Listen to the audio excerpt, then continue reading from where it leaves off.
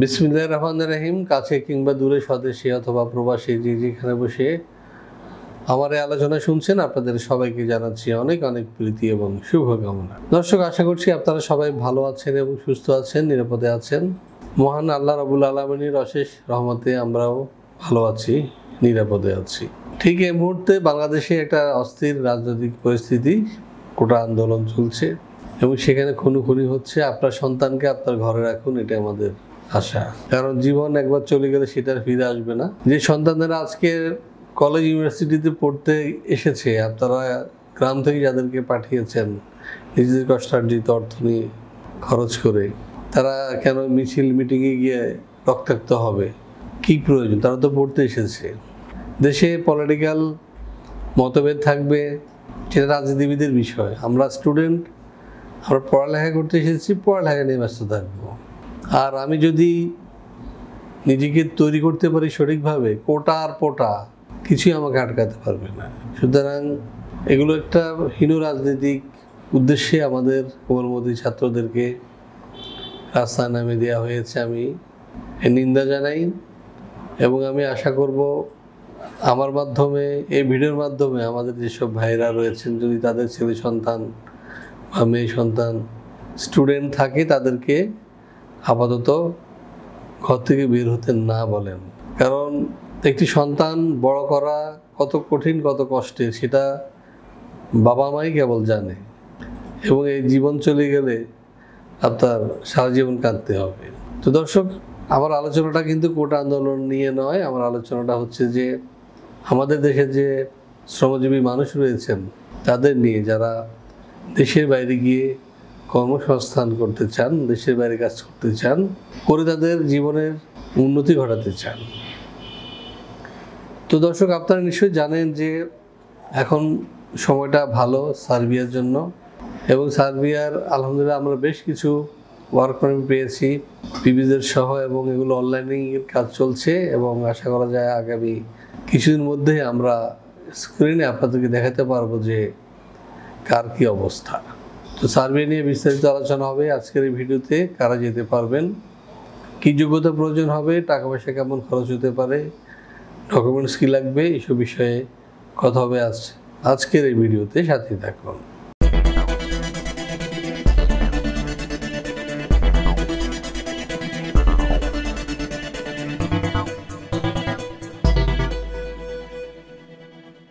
দর্শক, শুরুতে বলেছি সার্বিয়া নিয়ে আজকের আলোচনা।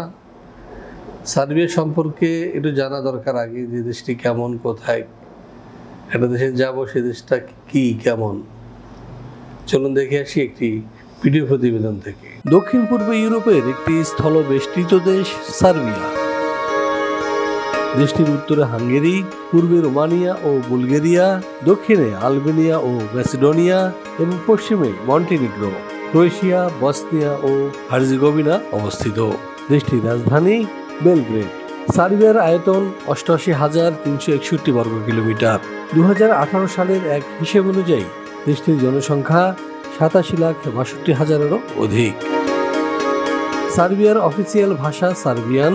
দেশটির ৮০% অধিক মানুষ এই ভাষায় কথা বলে।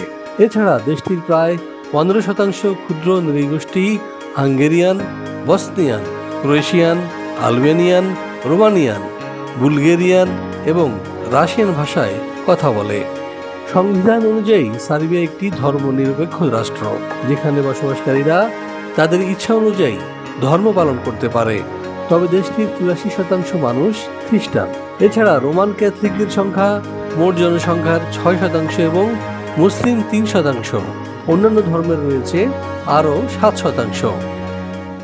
হ্যাঁ দর্শক, আমরা দেখে আসলাম কেমন দেশ এই সার্বিয়া। এবার আমরা যেটি জানবো, জেনারেলি সার্বিয়ায় কী ধরনের কাজে লোক নিচ্ছে। চলুন দেখে আসি আরও একটি ভিডিও প্রতিবেদন। ইউরোপের স্বাধীন রাষ্ট্র সার্বিয়া বলকান রুটের প্রধান ট্রানজিট দেশ হিসেবে পরিচিত। দেশটির অর্থনীতির বেশ কিছু খাতে চলছে গুরুতর শ্রমিক সংকট, কেননা প্রতি বছর আনুমানিক ৩০,০০০ সার্ব নাগরিক দেশ ছেড়ে চলে যাচ্ছে অন্যত্র। এমন অবস্থায় জরুরি ভিত্তিতে কর্মী নিয়োগ করতে চাইছে সরকার। গণপরিবহন, নির্মাণ ও হোটেল রেস্তোরাঁ সহ বেশ কিছু খাতে হন্যে হয়ে কর্মী খুঁজছে সার্বিয়ার নিয়োগকর্তারা। পর্যাপ্ত কর্মী না থাকায় ঝিমিয়ে পড়েছে পরিচিত এসব খাত।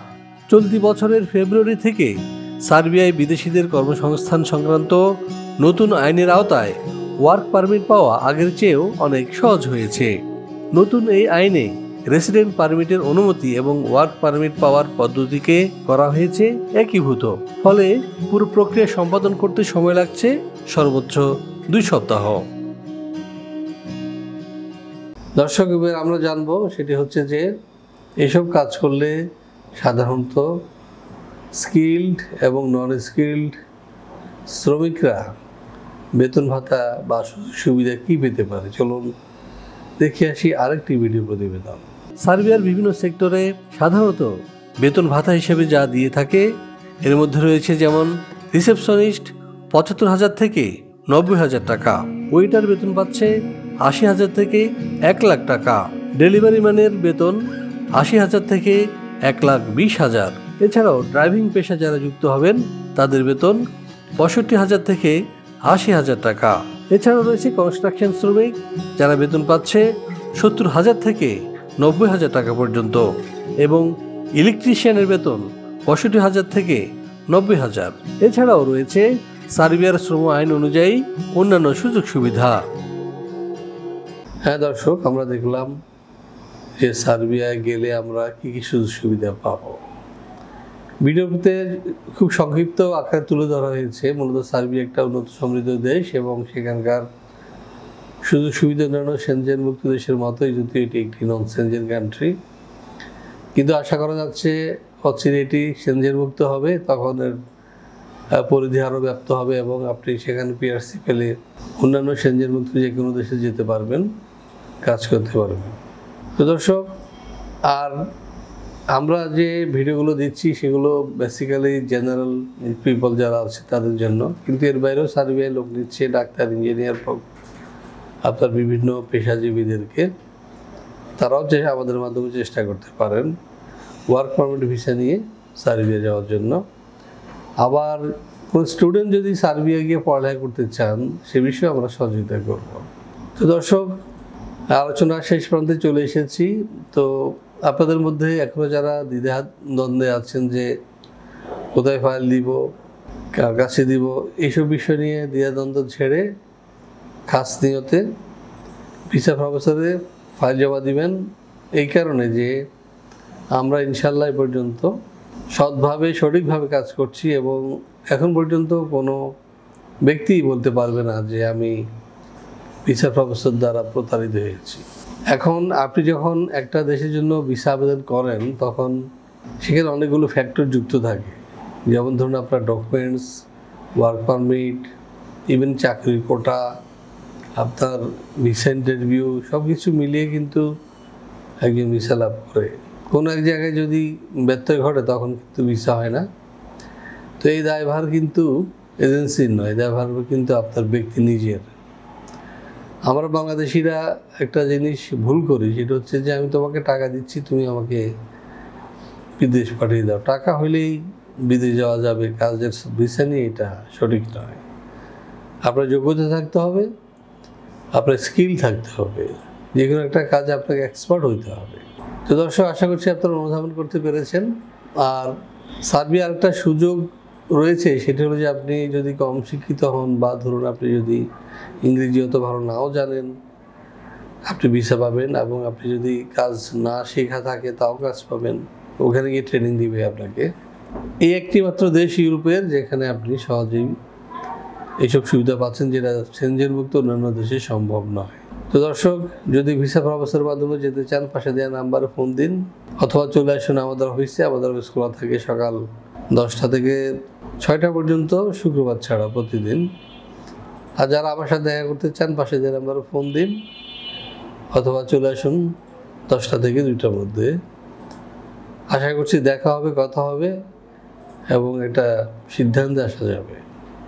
সবার সুস্বাস্থ্য এবং দীর্ঘায়ু কামনা করছি। পাশাপাশি আমাদের এই চ্যানেলটি সাবস্ক্রাইব করার আমন্ত্রণ জানিয়ে শেষ করছি আজকের এই ভিডিও। আল্লাহ হাফেজ। ভিসা প্রফেসরে ফাইল জমা দিতে ফোন করুন 09666912045 অথবা 017357333080 অথবা 017357247116 অথবা 013127111252 এবং ইমেল করতে পারেন visaprofessor2023@gmail.com। আমাদের সম্পর্কে আরও বিস্তারিত জানতে ভিজিট করুন www.visaprofessor.org এবং বিভিন্ন দেশের জব ভিসার আপডেট তথ্য জানতে ভিজিট করুন আমাদের অনলাইন পত্রিকা www.visanews24.com।